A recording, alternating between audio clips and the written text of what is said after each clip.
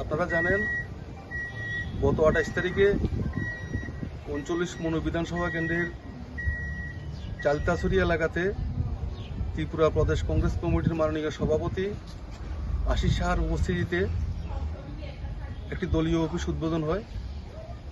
কিন্তু অত্যন্ত দুঃখের বিষয়, গতকাল রাতে দুষ্কৃতিকারীরা পেট্রোল দিয়ে আমাদের ওই দলীয় অফিসের মধ্যে আগুন লাগিয়ে দেয়।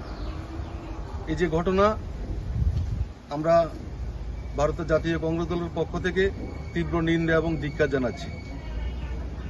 আমরা মনু থানাতে আমরা এফআইআর করেছি। দুষ্কৃতিকারীদের চিহ্নিতকরণ করে অতি সত্বর দোষীদের যেন শাস্তি প্রদান করা হয়।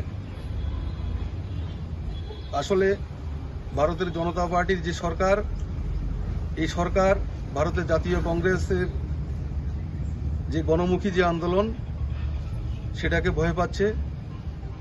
মানুষের যেই গণতান্ত্রিক অধিকার, সেটাকে খর্ব করার জন্য চেষ্টা করছে। আমরা দাবি জানাচ্ছি প্রশাসনের কাছে অতি সত্বর যেন এই সমস্ত দুষ্কৃতিকারীদের চিহ্নিতকরণ করে কঠোরতম শাস্তি দেওয়া হয়। আমরা ভারতের জাতীয় কংগ্রেস আগামী দিনে মানুষের হয়ে লড়ব এবং আগামী 28 নির্বাচনে এই ত্রিপুরা রাজ্য থেকে এই স্বৈরাচারী যে সরকার, এই সরকারকে উৎখাত করার জন্য আমরা মানুষের ঘরে ঘরে আমরা যাব। ধন্যবাদ।